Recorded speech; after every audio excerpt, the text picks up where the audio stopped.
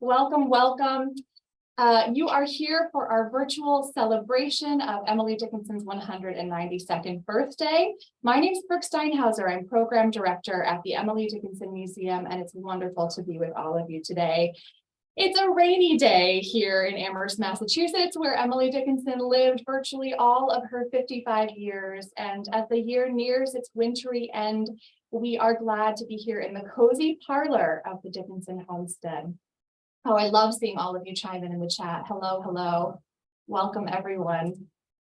So here we are in the Dickinson homestead. Just this year, the museum completed its largest restoration project to date, including the restoration of this room, the parlor, to its 19th century appearance. And the introduction of new finishes like the Brussels carpet under my feet, the 1850s wallpaper behind me.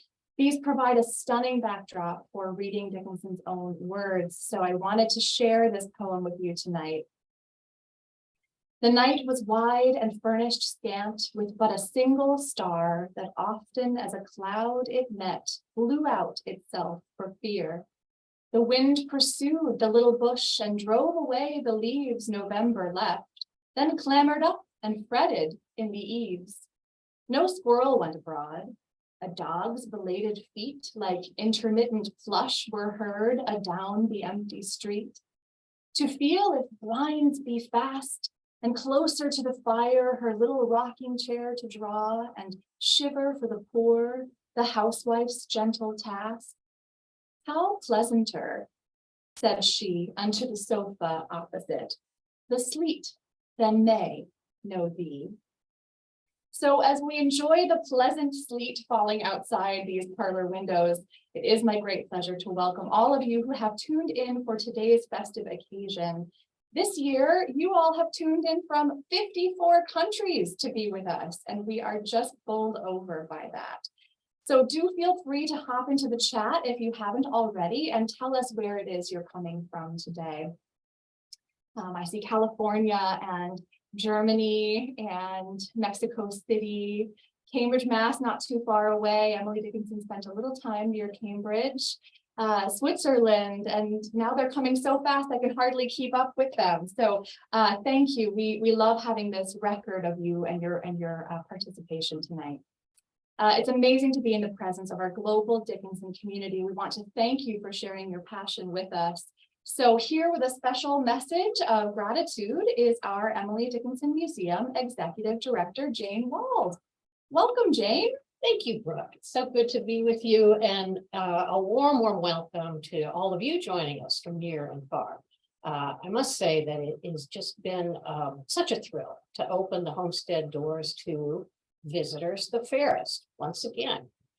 These last couple of years characterized in some ways by solitude and stress, held a silver lining for the Emily Dickinson Museum. And as Brooke was described, as the pandemic took hold, the museum took a fairly bold step in moving forward with a restoration program that had only really been in the planning stages up to that point. You can see around us the results of some of that work. The feel and atmosphere of Dickinson's home is now entirely different than it was before our long closure. The sense of a lived environment is palpable. The habits of a working poet are now more readily apparent. Since opening again less than 4 months ago, thousands of visitors have had the opportunity to follow Emily Dickinson's daily life and poetry through the rooms of her beloved home. We're so very grateful to all of you who have been so encouraging, so supportive of the museum, some for many years, and others who are discovering the museum's mission and work for the first time today. Well, we could not do this work or offer programs such as this one without your support, nor would they be nearly as meaningful to us without your participation. So we thank you. And if you haven't made a birthday gift to Emily Dickinson yet, you'll have a chance at the end of this program. That's right. So on to our program. This year, we really wanted to celebrate the poet's birthday with you by bringing you behind the scenes of a project that you won't have heard much about yet from us, because we are currently working to catalog the collection of the Emily Dickinson Museum for the first time in the museum's nearly 20-year history. A museum's collection is made up of the objects that it holds, that it interprets and preserves for posterity. So let's begin by learning more about the Emily Dickinson Museum collection. In this first video that we're going to share with you, Jane tells us what's in our collection, how did it come to be, and how is this collection unique in the world? So stay tuned.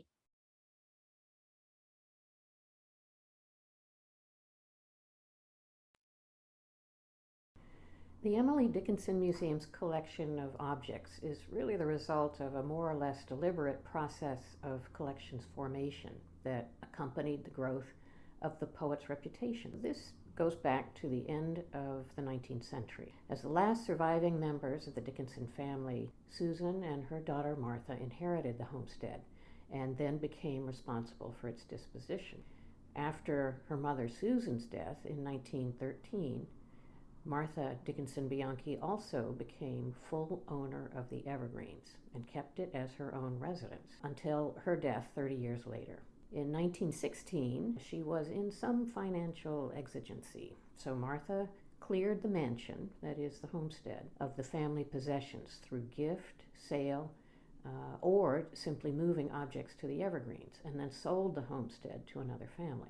So to Martha, the Evergreens and its furnishings and those retrieved from the homestead represented both a literal and a symbolic ownership of her aunt's poetic legacy and her own control over the family story. Moving along into the 1920s, Martha wrote a letter to the Carnegie Corporation looking for support for keeping the Evergreens open for public enjoyment. Martha's detailed description of objects that furnished what she called the Emily Room at the Evergreens conveys her sense of authority and anxiety over the future of this first, what she thought of as the first Dickinson collection. So here's what she wrote. Here are gathered all her books, the family portraits, her furniture and personal possessions, her piano, the cradle in which she was rocked, her mahogany writing table at which she sat when writing the poems, her bureau in which the poems were found after her death, her India shawls, the velvet snood she wore on her hair, the white and gold china and the pineapple cut mahogany, part of her mother's marriage dower brought across the hills by oxen, her jewelry, etc., and the manuscripts of her poems. For 20 years, I have kept the place open to, quote, pilgrims who wish to realize the environment of the poet's life and who've been welcome to enjoy the grounds and the memorabilia. So that is the end of that kind of first comprehensive description of what Martha thought of as the Dickinson collection. So I might just say that changes to the Evergreens building itself, to its fabric and finishes, virtually ceased in the same decade the homestead was sold. The Dickinson family control over the twin legacy of literature and biography required both the preservation of the Evergreens and its collections and exposure of those collections to the public. So after Martha's death in 1943, her heir, Alfred Hampson, occupied the house with his wife Mary, maintaining it as much as they could during the Dickinson family's residence. In 1950, the Hampsons arranged for the transfer of many of the items furnishing the Emily Room, as well as numerous books and the poem manuscripts, to Harvard University, where they're now housed in the Houghton Library in a room dedicated to Dickinson. When Amherst College purchased the homestead in 1965, there was really no collection of Dickinson-related objects associated with the house. But over the next 3 decades, a small collection was assembled to help tell the story of Emily Dickinson in her own home. And the most significant accession for that story was a gift in 1970 from Mary Hampson herself of a group of objects at the Evergreens belonging to the Dickinson family, some of which came from the homestead and some of which duplicated as nearly as possible the furnishings of Emily Dickinson's bedroom.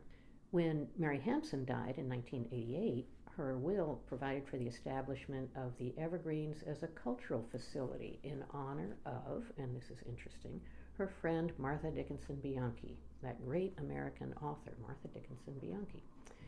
Well, remarkably, the Evergreens in the late 20th century remained fully furnished with Dickinson family furniture, artwork, all kinds of household accoutrements, and personal items. Well, some of these objects had been among the contents at the homestead.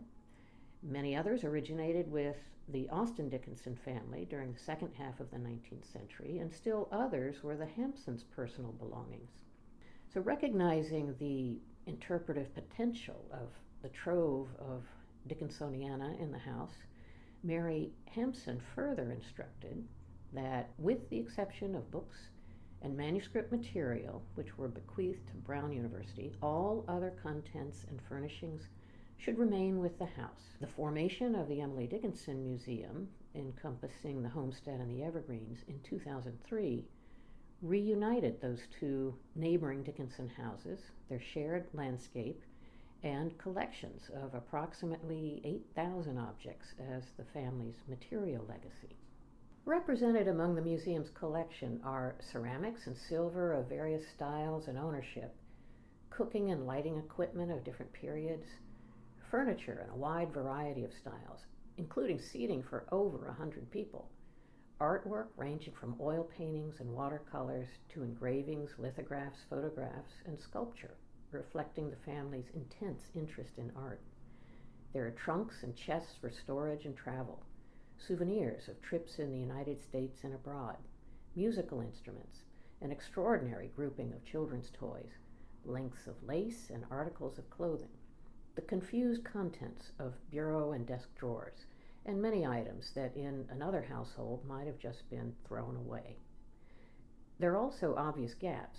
Relatively few items of a personal nature associated with Austin, Susan, or their oldest son, Ned, are to be found. As is the natural history of household furnishings, objects broke, were repaired, were taken out of service, and eventually discarded, only to be replaced by other furnishings and equipment as the household grew, or its needs changed, or new technologies introduced changes in lifestyle. What was saved and protected must have been, in the minds of its guardians, the things that mattered most. The Emily Dickinson Museum collection is really the largest assemblage of material objects related to Emily Dickinson and her family anywhere.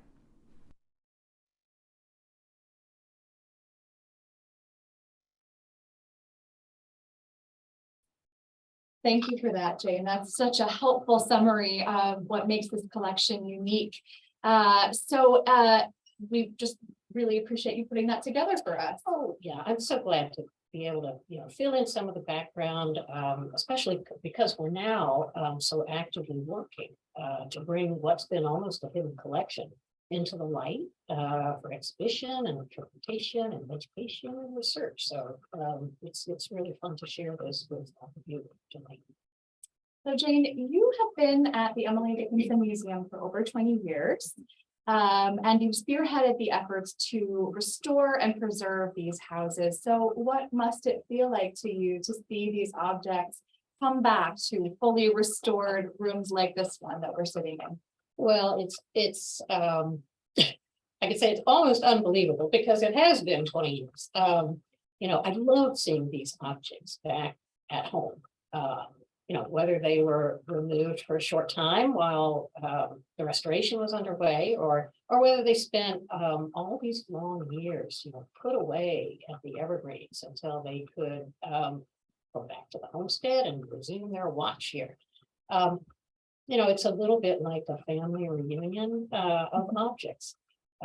Most important to me, I would say most important to me is that these objects are now found in a context that gives them individual and collective meaning.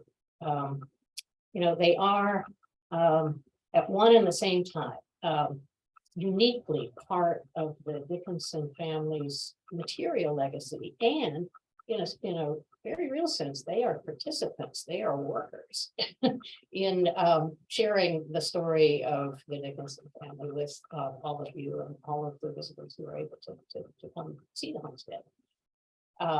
You know, I suppose in a way they work alongside us to help amplify Emily Dickinson's revolutionary poetic voice from the place she called home. That's what we have as our mission statement. And, you know, from the place she called home is a very deliberate choice, a very deliberate portion of that mission statement. And the collections now, you know, they are rising in their significance in our interpretation and how we can put them to use. I should also say there's a Dickinson poem that I've thought about for a long time in connection with the objects, and it's from 1865, and it talks about gain and loss with the object as an actual physical object, as a metaphor in this poem. So there's some interpretation that suggests that Emily sent this poem to Susan as a kind of moment in time description of either their relationship or human relationships in general.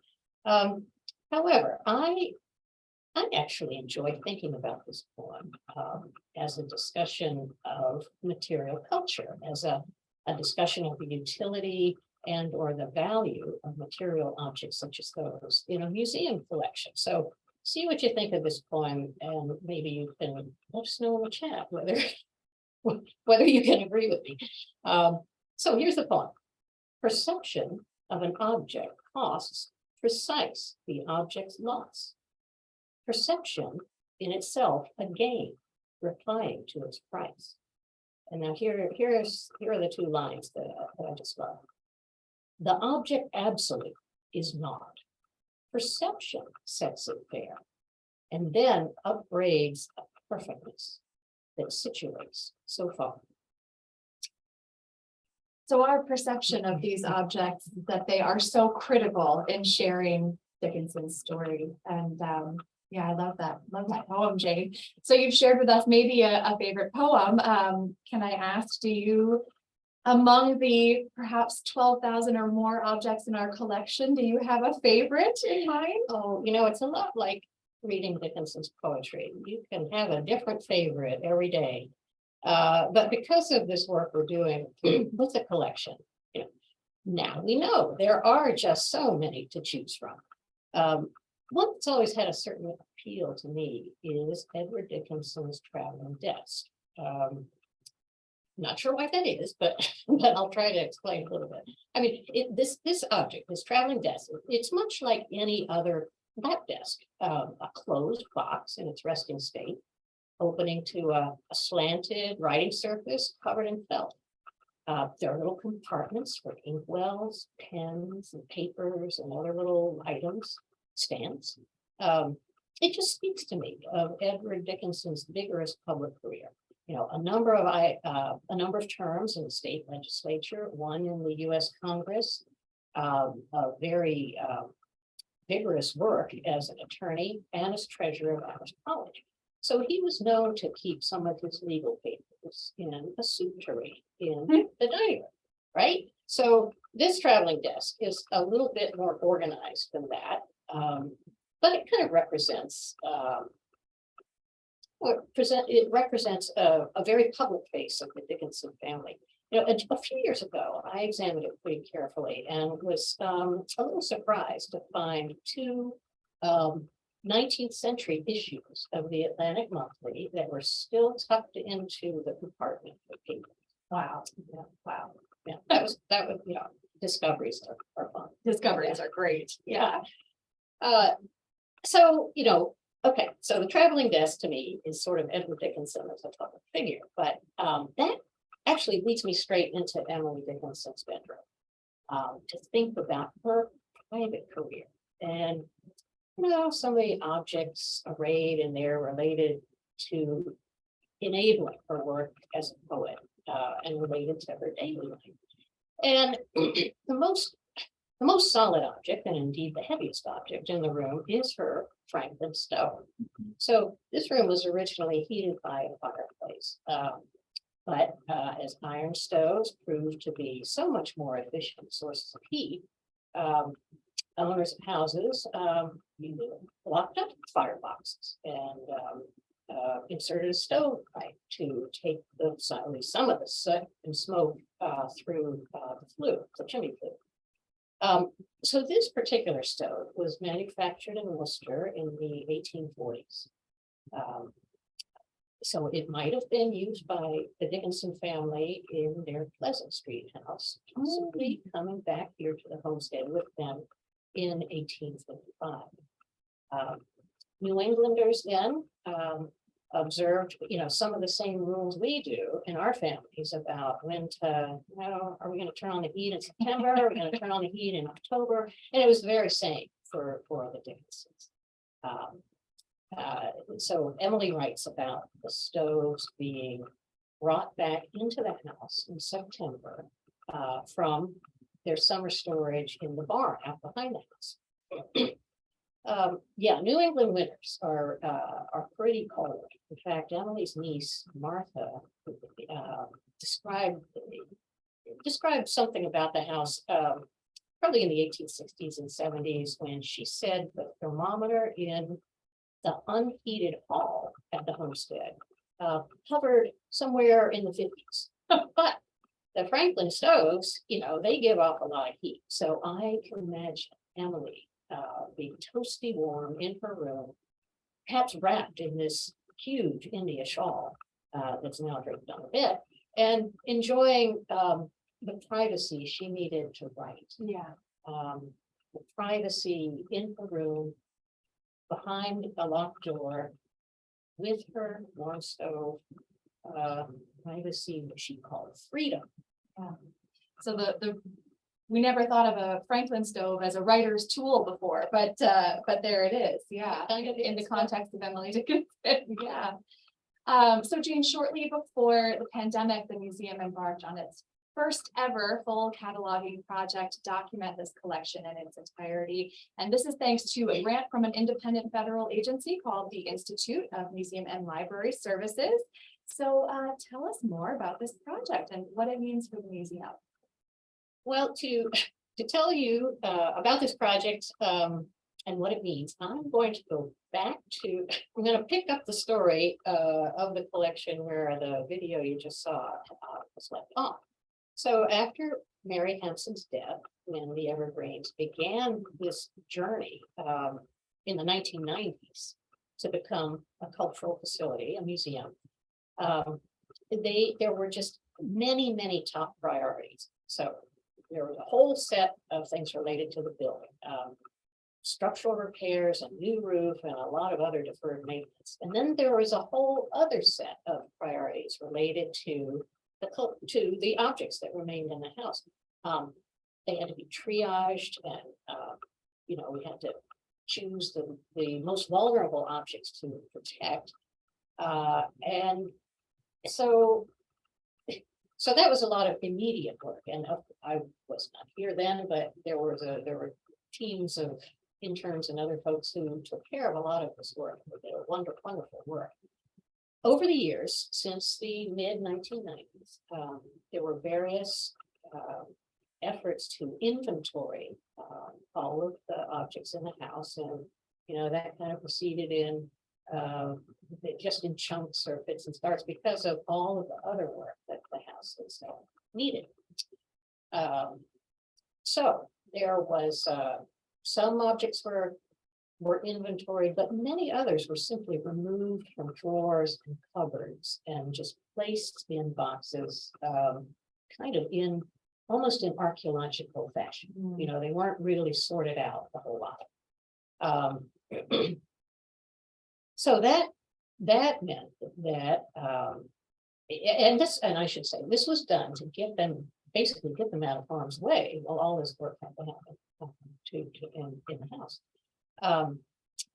So over the years, other portions of the collection were inventory, but there is still no comprehensive catalog or database of every object. There were very few photographs of the contents of the house. That is a sort of comprehensive photographic documentation. And it was hard to track physical locations. So as a result, it was difficult for the Emily Dickinson Museum to choose and move objects into different spaces, especially at the homestead. So it was almost like a collection that was sort of frozen. Now with this project, with catalog collections, each object uniquely identified with a clear record of its location, we'll be able to make much better use, greater use of objects in portraying the life as it was in the two historic houses. And by the end of this project, the museum will put its catalog online. So this wonderful Dickinson resource will be accessible to a wide range of users, including all of you with us tonight, for research, education, for even just for satisfying personal interests. And then finally, I would say that having this form of control, this catalog form of control over the collection will enable us to care for this bit of our cultural heritage properly, according to best museum practice. As I mentioned earlier, this has almost been a hidden collection for the past 30 years, and now the museum will be able to share it and make it active and make it useful. I don't suppose there's anyone out there joining us tonight who might be excited to have access to this collection online to satisfy your personal research interests. If that excites you, I'm seeing some comments. Yep. It's very exciting, and this is such important work for us at the museum, and our collections team is making amazing progress. So let's head now to the offsite collection storage facility where they are doing this critical cataloging work. And there we're going to meet the team. We're going to follow along with them on a day in the life, and we're going to take a peek at a few of the objects that they've recently encountered.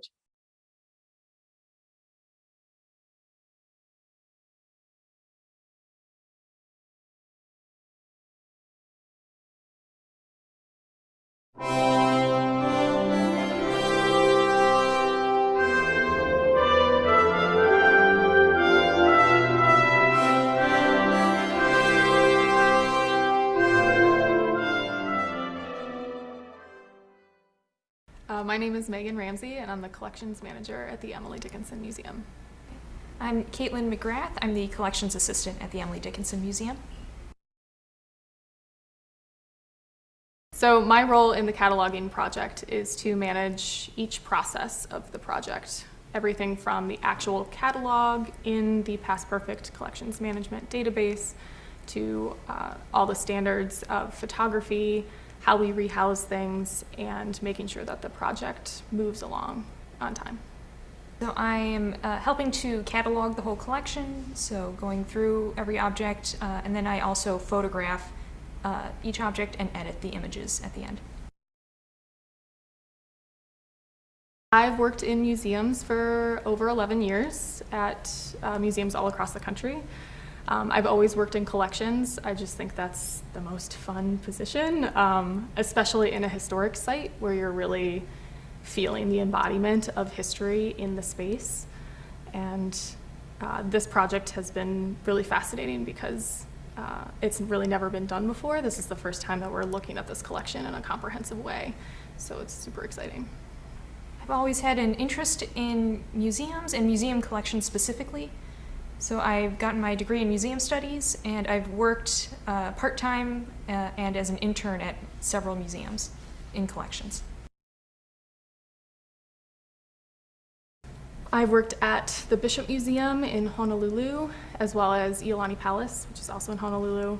I've worked at the Virginia Holocaust Museum in Richmond, Virginia, Greenbrier Historical Society in Lewisburg, West Virginia, and the Pearl Buck Birthplace in Hillsborough, West Virginia. worked at Fort Ticonderoga in upstate New York, Hart Mountain out in Wyoming, and university libraries, both at Western Michigan University and University of Kansas.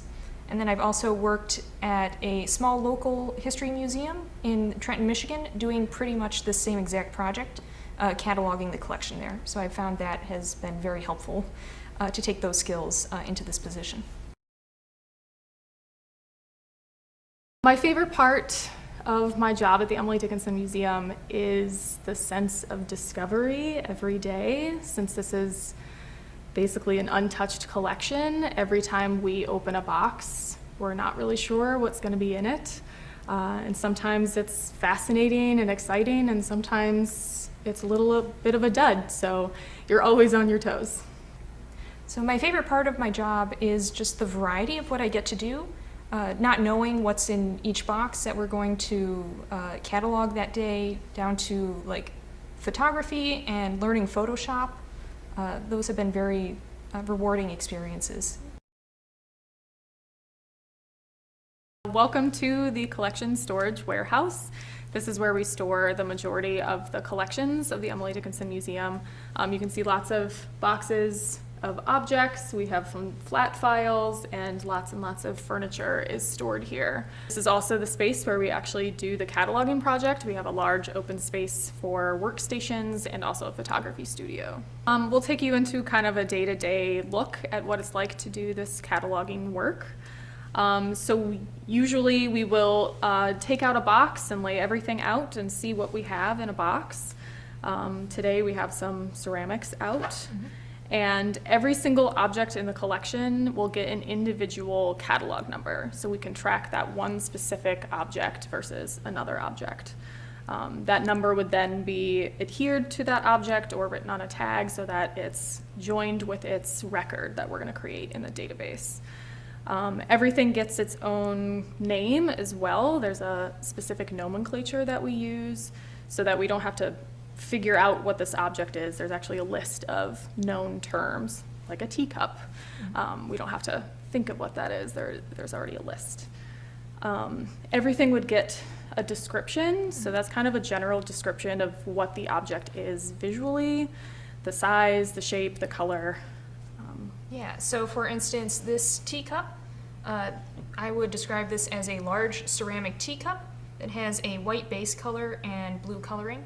And then I would go into more detail about the actual pattern and the shape of the handle and other features of the physical object.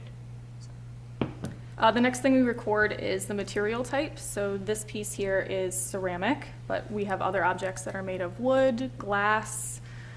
We have fabrics and textiles. We have metals.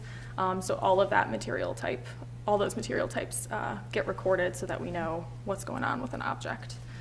The next thing we would be doing is taking dimensions of the object. So we use our measuring tape and just kind of get the overall shape and dimensions of the object so we know how much space it takes up in our storage. We also record the condition of the object. So if there's anything maybe broken on it, if it's stained, if there's anything that's like drastically kind of wrong with the object, or if it shows any type of wear, we try to record that. We are just doing kind of a brief overview. That's a whole other project of condition reporting each of the objects in depth, but right now we're just trying to get a sense of how stable the object is at this point. So we record information found with the object and any information we may find on the box. So with this particular object, there's a nice label on the outside, and there's a note that says loaned to Homestead from Evergreens 2001, and that's a loan from the group running the Evergreens to the group that was running the Homestead in 2001, since the museum was not formally created until 2003. So this does not mean that it's not a Dickinson piece, it just was at the Evergreens in 2001 and was moved over to be on display in the Homestead at that time. So with this cataloging project, we are recording everything in the Past Perfect collections management software, which is a pretty standard collections management software that a lot of museums use. And it has lots of different fields that we can fill out. In this specific project, we are pretty limited in our time, so we're only recording certain information. but it's a very comprehensive database and it allows us to attach pictures as well, which will be really helpful. So the last step in our cataloging project is photography, and we're photographing every object that we catalog and attaching those images to its catalog record. So each object we photograph from multiple angles. We have it on a neutral gray background or white background, depending on what the object is. And then we also include the color card for editing and color correction, and the number of the objects, so that way it's connected to that object when we're editing, so we don't mix up objects along the way. So right now I'm using a Nikon D750 digital camera, and I'm using it with a 24mm lens. We also have a 60mm lens depending on the needs of the image. So we have flash lighting also to help get the best light for our object. And at the end of this, every image will also be edited through Photoshop.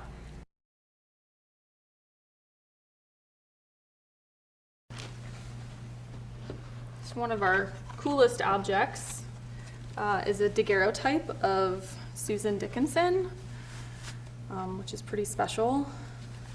So this is a pretty complicated piece because of all of the different material types that it's made out of. The daguerreotype itself is on metal, and it's in this lovely little box, which possibly is made out of wood, and then there's also this fabric here. So everything is going to be degrading at different times and in different ways, so tracking the condition of this object is going to be really important. The most important thing when it comes to object storage is the environment, making sure that the temperature and the humidity are staying very stable and that there's not huge fluctuations, because humidity can bring about mold, and woods can expand and contract in different ways. So it's important that we keep track of the environment here in the space. There is quite a few photographs in the museum's collection. This is our only original daguerreotype. We have a couple of copies of other daguerreotypes, including Emily Dickinson's. But some of the photographs that we have, most of the photographs that we have, are actually from Martha Dickinson Bianchi's era. We have a lot of photography of the Evergreens when she lived there in the 20s and 30s, and actually a lot of photographs of her travels in Europe as well. Right, so we also have a big collection of the family silver. So this is both Emily Dickinson's family and then the family next door, Austin and Sue. So right here we have a monogrammed fork with ED on the back of the handle, interestingly. And this would have been Emily Norcross Dickinson, so Emily Dickinson's mother's set of silver. So this would have been used at the family home. And it's a very interesting design. It's in really good condition, and it's interesting to see that it's on the back of the handle, and the front is pretty plain comparatively. So we have that. And then we also have on all of our silver that we've cataloged the collection's number adhered to it with acryloid B72, which is a safe adhesive process where we print out the number, adhere it, and it's completely reversible. So if we ever need to take it off, we can do that safely. And then the next object we have is a ladle, and this one has Susan Dickinson's maiden initials on it. So that's Susan Huntington Gilbert. And this would have been the set of silver she had when she married Austin. So this is what she would have brought to the marriage, I guess. All right, and then this last piece is a baptismal cup that belonged to Ned Dickinson. So Ned was Emily's nephew and the oldest son of Austin and Sue. So it has an inscription on the front that reads, Edward Dickinson from his grandfather. So that would be the grandfather would be Edward Dickinson, Emily's father, who Ned was named after. So, all right. This is a very ornate cup, and it's meant to be decorative. So it has a really nice floral design on it, very nice handle, and it's really held up over the years. So when you work with silver, it's important to wear gloves, so that way you don't make any markings on the actual silver itself. Make sure it's a clean work surface. And then when you store the silver, it's important to wrap it in tissue or in silver cloth to help keep it from tarnishing. we were working in the evergreens, cataloging in the back pantry, and we came across this leather briefcase, which, as you can see, is a little rough condition here. And I'm wearing gloves because working with leather, it's very brittle and it requires a little extra sensitivity. So this briefcase is actually Edward Dickinson's, and there's a nameplate on the top here in between the handles. And it says EDW for Edward Dickinson, Amherst, Mass. So Edward Dickinson was a prominent lawyer and politician, and he died in 1874. So we know at least that this predated 1874. And it may have accompanied him down to Washington, D.C. when he served in Congress, or to Boston when he was in the State House. And it's amazing to think about where Edward may have taken this briefcase and the types of documents he may have transported in this briefcase. This was a pretty important piece to record the condition of. As you can see, it's very well used. There's some holes in the fabric here. On this side, it's very discolored. So we had a pretty detailed condition report on this piece, especially because of its importance being directly related to Edward. So in the future, we will want to actually talk with a conservator who can help us to care for this a little bit more, maybe try to clean up some of the leather and whatever we can do to protect it for the future. So we've cataloged over 7,000 objects so far during this project over the last 2 years. And we started with works on paper, so that's types of artwork or prints and photographs. Then we worked into personal gear and household accessories. Then we worked on food service and food preparation types of items, and we just finished up working on furniture. So the last step of this project will be to work on textiles, and we have roughly 80 boxes of textiles to go through. But out of the 7,000 objects we've cataloged, we have 183 boxes that we've gone through. So we've done a lot of work, but we still have a lot to go. So at the end of the cataloging project, we plan to publish the database online on our website so that the public can actually browse our collection with all of the images we've taken, the descriptions, so that they can start learning about what we have in the collection. And after the end of the cataloging project, we will be working on the next big project, which there's a lot lined up. We'll need to do research on the objects, and more rehousing will need to be done, and we're hoping to expand interpretation by getting more objects out on display at the museum.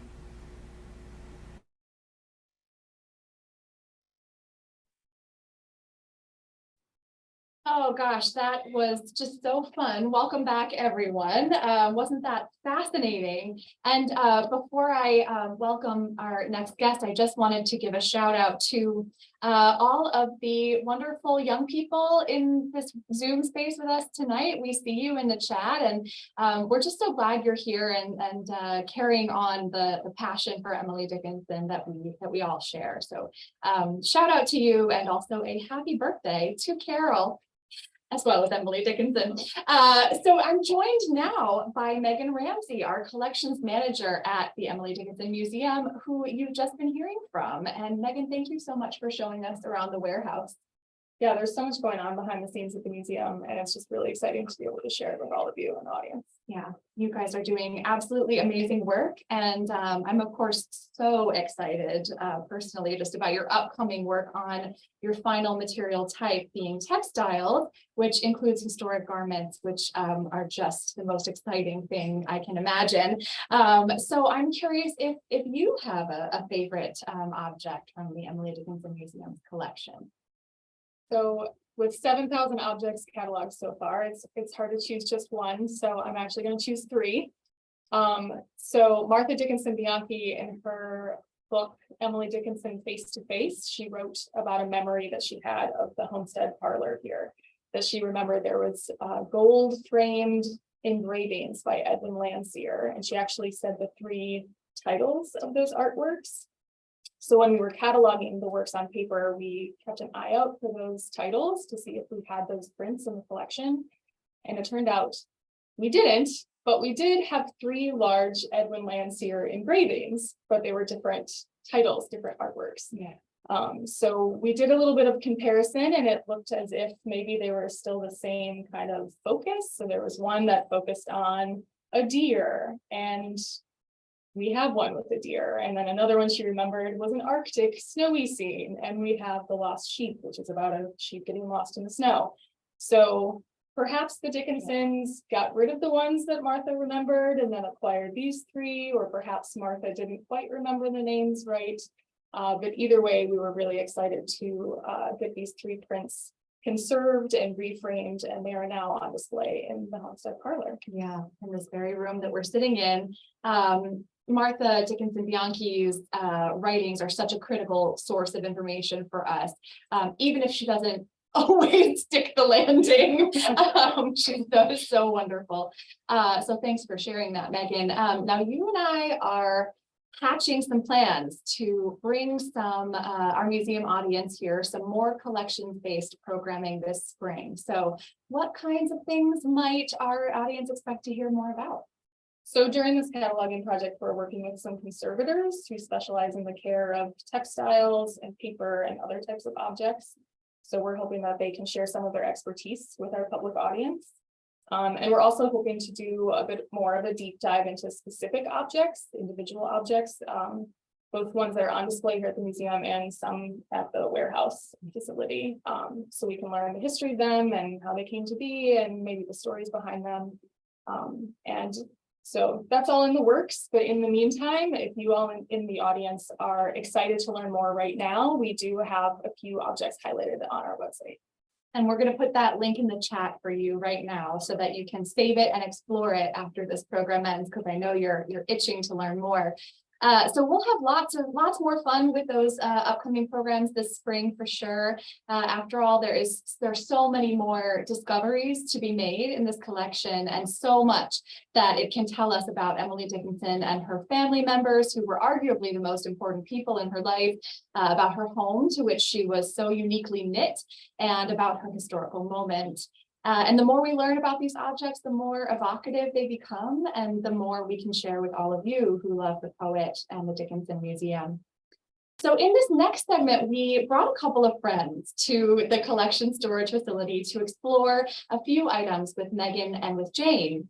So Thackeray Prince is a poet and Dickinson devotee who has recently become a volunteer for the museum, and he is joined by Martha Ackman, whose work with the museum spans decades of teaching a Mount Holyoke course on Dickinson in the homestead, as well as writing the wonderful book, These Fevered Days, 10 Pivotal Moments in the Making of Emily Dickinson, which came out in 2019. We highly recommend that you get a copy of that and read that.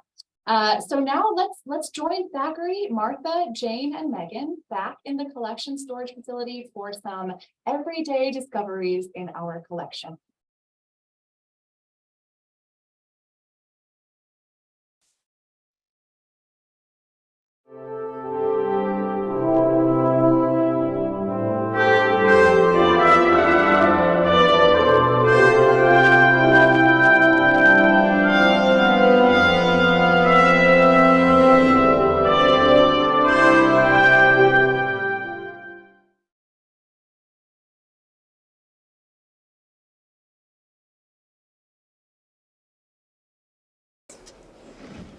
And this we've actually cataloged already, so we know a little bit about it. And as you can see, it's just a kind of a simple journal. Not the long lost Emily Dickinson journal where she tells us everything. No. But it is an interesting journal because it has a lot of writing inside of it. If I can find it. There we go. Yeah. This is It's so hard parallel to and like read, but it is hard to read. but it's very tidy Susan Dickinson handwriting. And there's about 7 pages here filled Very up. carefully written. And this seems to be the same ink, and then at some point, the ink changes. So maybe she wrote at a different time, or her handwriting. It's not very easy to read, but we have had a volunteer help us to transcribe it, and we learned that it is all about Susan's youngest son, Gib. And was it before or after he passed away? Do we know that? At first, we weren't really sure, but we think now that this was while he was still alive. One of the sentences talks about she's writing this. She's lest her memories fade her. She wanted to start recording some of the memories she had of him, and I think she wrote this around. At least she started it around the time that Gib was 4. It does say "our last baby." Our last baby. So I don't know if this was, just her knowing that she wasn't going to have any more kids, so she wanted to write down Yeah. all of these little. It does raise that question, doesn't it? Yeah. You know, according to who? According to Sue? Yeah. According to Austin? Yeah, so Susan was 44 when Gilbert was born. And he was born August 1st, 1875, and died in 1883 at the age of 8 from typhoid. That's apparently what his cause of death was after it. So he had a very sudden onset, very severe illness, and was sick for it was less than a week, and died very kind of precipitously upon that illness. And it just cracked the family. It did. I mean, it affected everyone. Dickinson writes it, where she goes across the path to the house and goes into the house which she hadn't visited for many years, and became ill with the treatment that he was receiving, the smell of the treatment, vomited. Disinfectants. Disinfectants, and just, buckets of disinfectant. Just really a dramatic and wrenching. So she collapsed or fell ill herself, partly at least because of the just emotional, The tragic trauma of the emotional situation. trauma.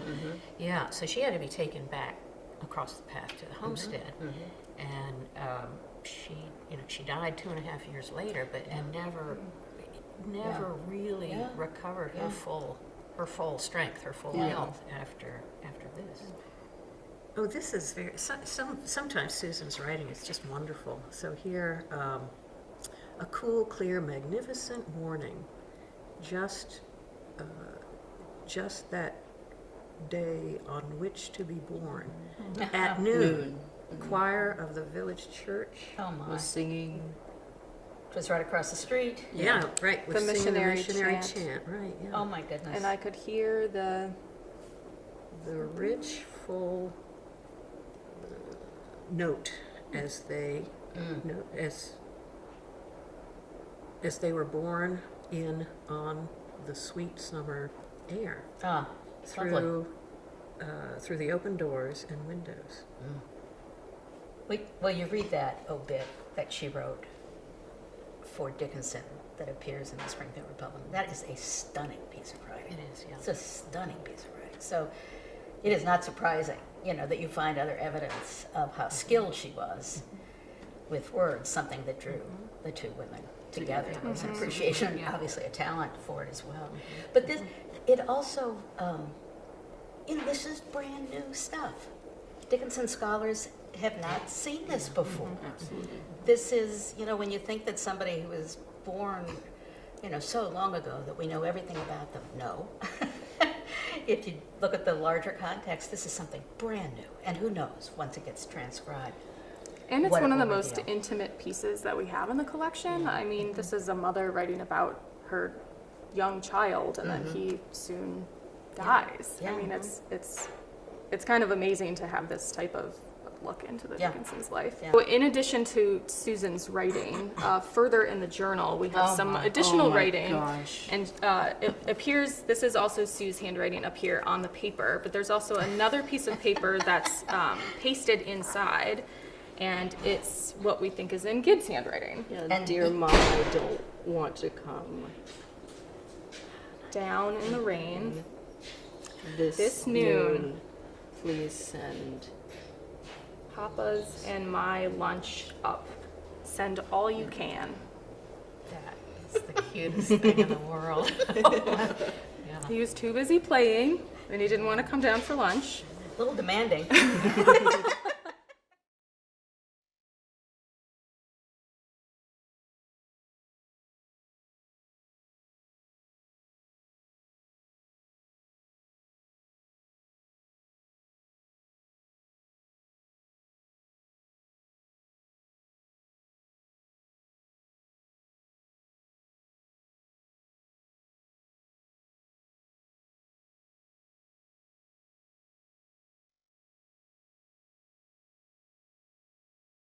We may have some technical difficulties for a moment. I'm going to invite our screen sharer to maybe X out and try again. Okay.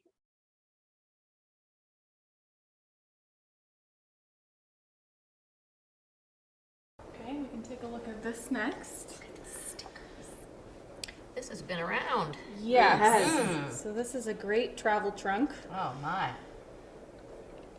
Stickers from all over the place. Many United States lines. Cabin. Yeah, She in different had- hotels. Yeah. Oh, my.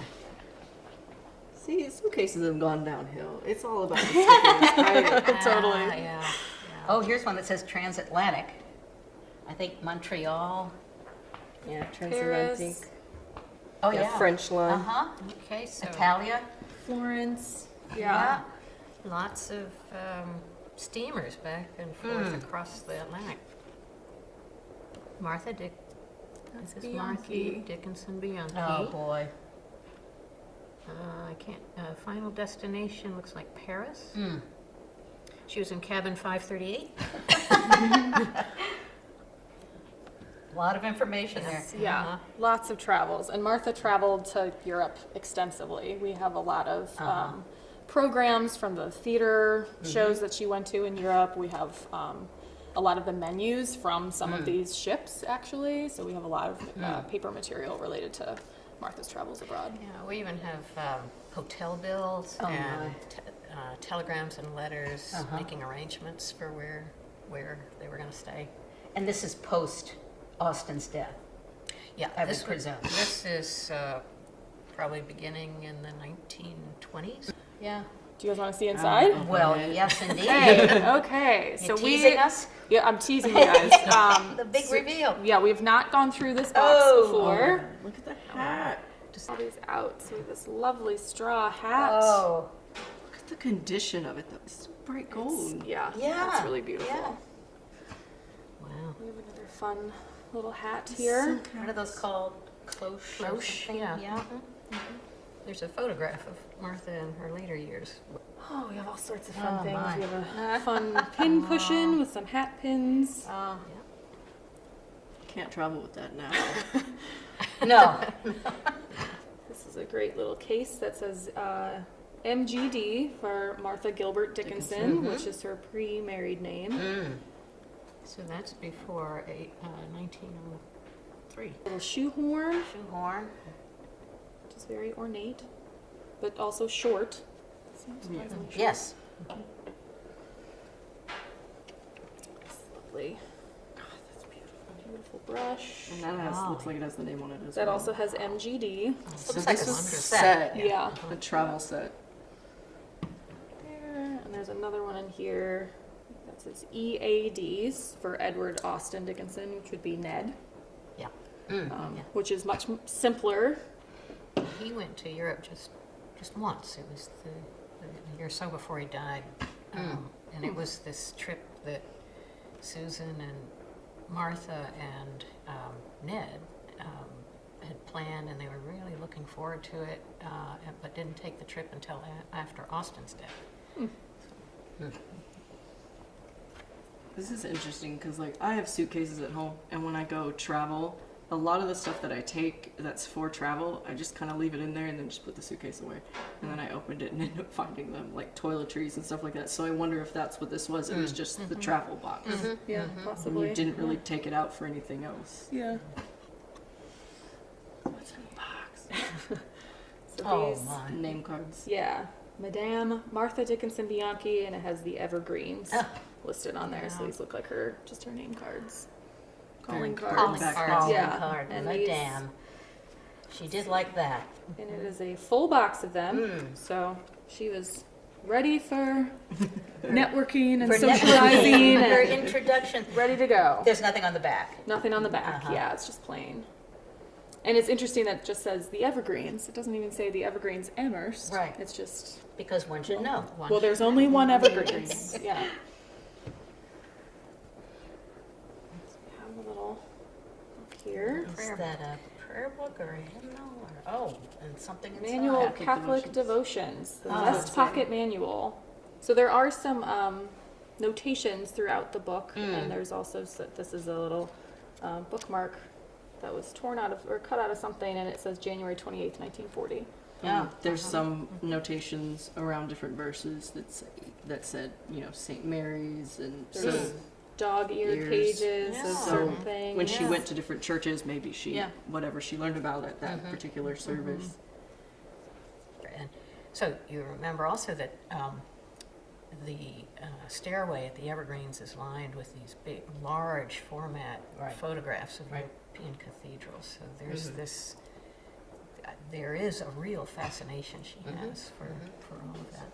I have this tiny little, looks like a Oh. travel frame. It folds flat, but there is a little easel backing. A black and white photograph of a woman, unknown, Doesn't, but a fun mystery. yeah. And then there's a few paper pieces in here, and it's Those are additional lovely. Travel. travel tags. Yeah. And these are, say, MD Bianchi, MD Bianchi, MD Bianchi. And it would be really fascinating to match up some of these dates and ships that are identified on here with some of the other paper material we have, and we could actually track Martha's travels. Of course, we're all Dickinson people, so we think of these finds in terms of Dickinson, but just these random objects, I mean, they're so evocative. I can see many, many different ways that these objects might be used 20 years from now, 50 years from now. And it's just so rare, such a rare glimpse into a world. Yeah. Now, ultimately, of course, with collections management, these objects will need to be Stored separately. Stored separately, but how wonderful that we can See them reassemble how them. they were See- left. Yeah, see what their associations were.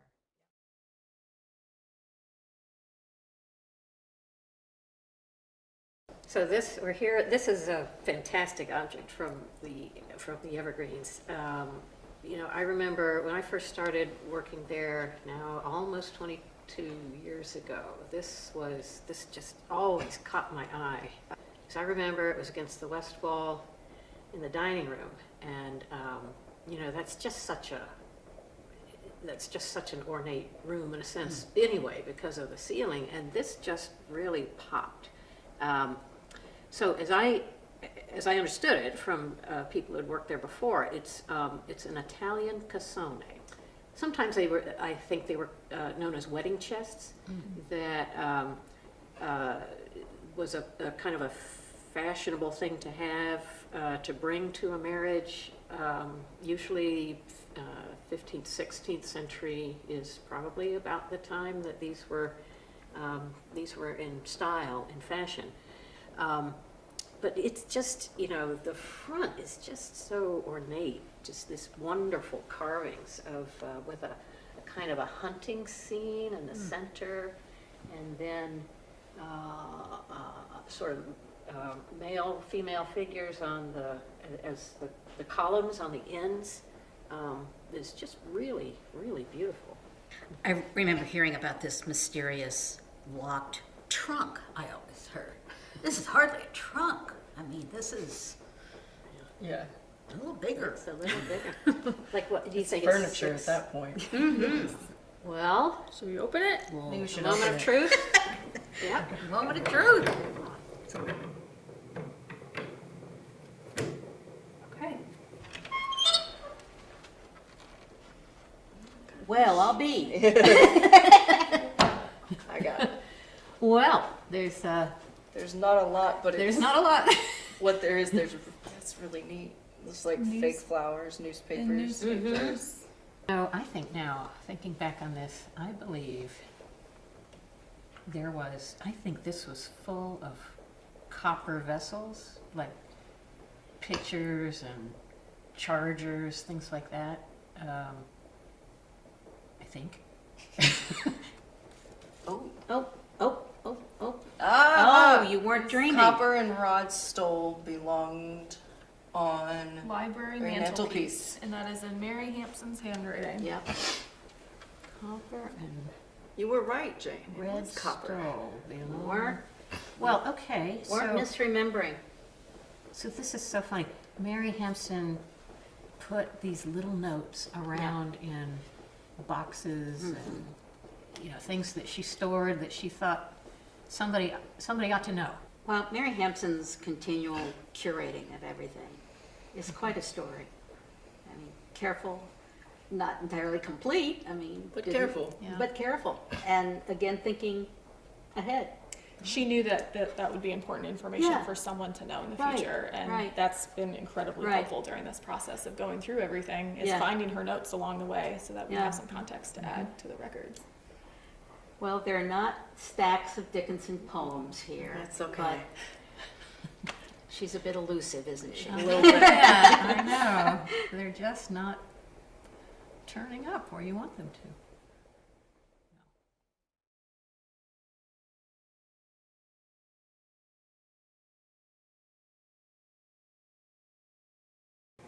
So I moved to Amherst 6 months ago, not even 6 months ago, and I moved here to be closer to Emily Dickinson. And I don't think I realized when I moved here that I would find myself finding more in common, not just with Emily, but with her family. When we went through that travel trunk, I saw a lot of items that mimic items that I have today, the brushes and the stickers, and I collect vintage suitcases and put those stickers on them, and just to see that was exactly what Martha Dickinson did. That's exactly what she liked. She took pride in that travel, and she took pride in all those places, and to keep the pictures and the tags and, you know, hoarding luggage tags, and we still do that today, and it's interesting to see all of that and to know more about that picture. And it just, the little things that we find, I think, made me feel more excited about this project and everything the museum is doing than the bigger stuff. You know, I came to Amherst over 40 years ago to study Emily Dickinson at the University of Massachusetts. And I came thinking that so many of the mysteries were knowable, that you could find out if you just did enough research who the master was, that you could find out why Dickinson didn't publish, all the many, many mysteries that we have about Emily Dickinson. And I think today I was reminded when we opened this trunk about the unknowable. You know, we wanted to find something in this mysterious trunk, this mysterious piece of furniture that I've heard about for a while now, that would kind of solve Dickinson. And I like the fact that it didn't. I like the fact that there are still so many mysteries that are out there that are not knowable. You know, it says something about the capacity of human knowledge, that there will always be some things that we won't be able to fully fathom. And particularly for Dickinson, I like its resistance. You know, that there's no is the wildest word in the language, Dickinson said. And I like the fact that today she kind of said that to us again.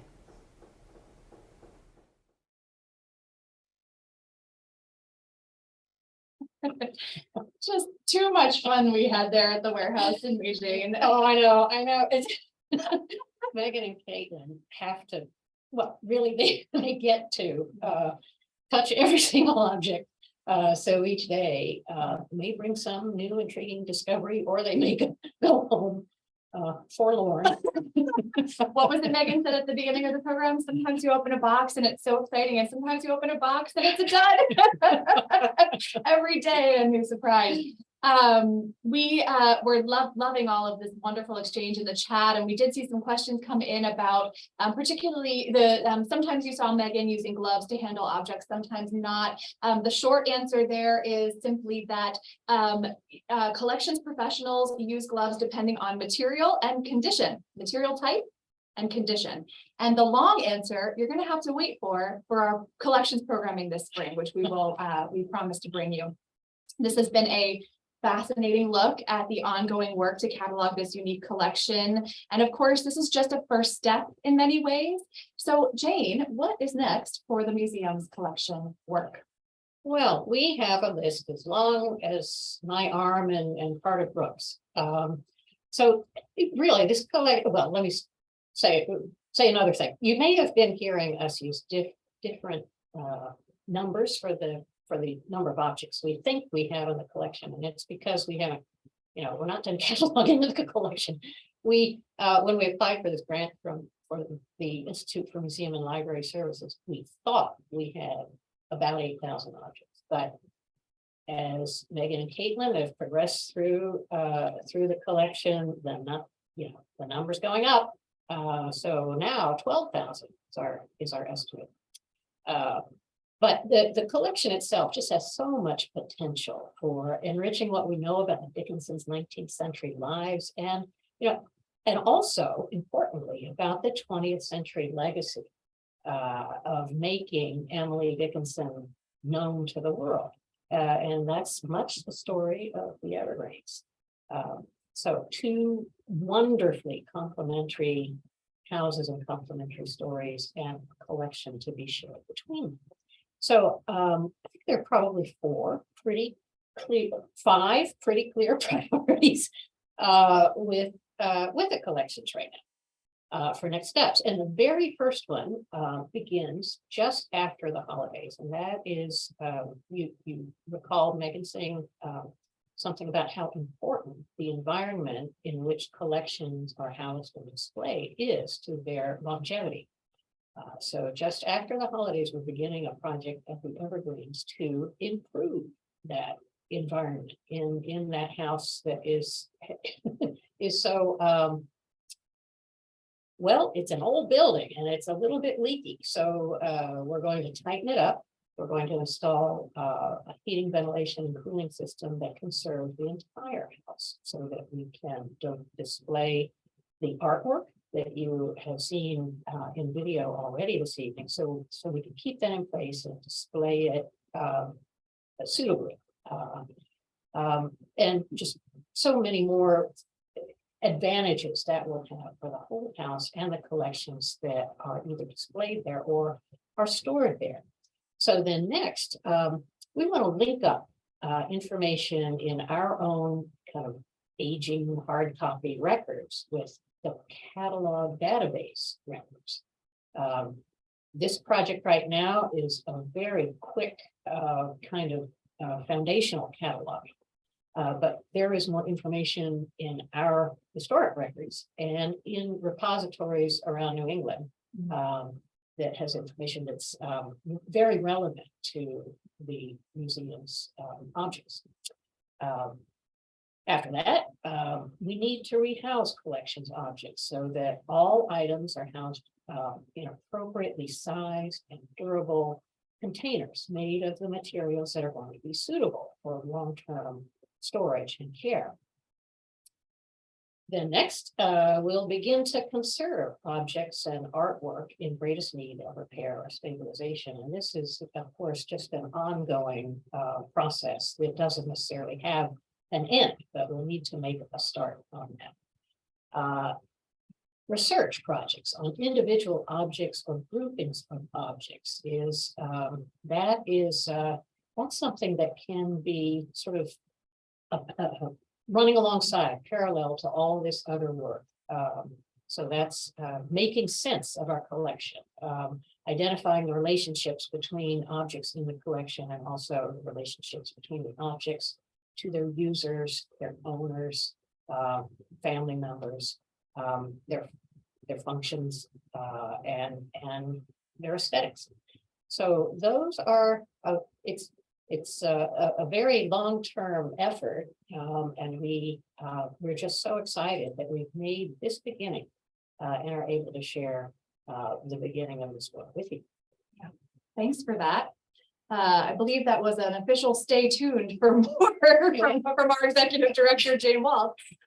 So the work continues and all toward the goal of being able to share more with you all, our global Dickinson community. And we are nearing the end of our time together today. It's been so exciting to go behind the scenes with all of you, Jane, with Megan here tonight, as a way of celebrating our 192nd birthday of our favorite poet. And before we play our final segment of birthday messages, we'd like to thank the folks who helped create this program. So Megan Ramsey, Caitlin McGrath, Patrick Fetcher, Marcus DeMaio, Martha Ackman, Thackeray Prince. Thank you so much for taking us away through the power of video into our collection storage facility. And don't forget that we're going to be bringing you more ways to celebrate Dickinson's birthday before the month is out. If you've already reserved your tickets for our sold out open house at the museum this Saturday, we will look forward to seeing you there in person.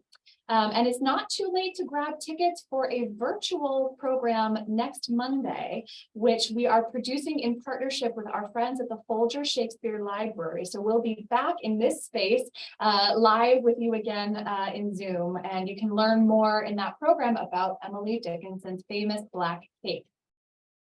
So we'll put some links in the chat for you to learn more about those things. And finally, next week on Thursday, we will be bringing you the last installment of our 2022 Phosphorescence Contemporary Poetry Series with poets Corey Winrock and Eleanor Hooker. So you won't want to miss that either. Yeah, so, it's just been such an exciting time since we opened in August, and exciting to have all this progress with our collections management program. Frankly, we're just excited about everything at the Dickinson Museum, and we look forward to sharing more with you about this project in the spring with those virtual programs that we mentioned earlier, and ultimately, possibly by next fall, access to the collections database online. So here at the Emily Dickinson Museum, we feel that it is really both a very great privilege and an awesome responsibility to do this work and to share it with you through the free programs that we offer throughout the year. And at last, the opportunity for you to visit Emily Dickinson's home. So we hope we will see you here in the near future. We are open until through December 23rd, and then reopen in the spring on March 1st. So we just appreciate your support so much. We hope you'll help us continue to bring her voice and her inspiration into the world with, perhaps with a special gift in honor of her 192nd birthday. And we'll make it easy for you by sharing a donation link at the end of this program. So we thank you for joining us this evening and hope to see you at the Homestead or at another virtual program in this Zoom room. Best wishes to you all, and thank you once again for being with us tonight. We do wish each of you a happy, healthy holiday season, and we hope to see you again in person or virtually. We will leave you now with a final set of celebratory birthday messages from friends of the museum near and far.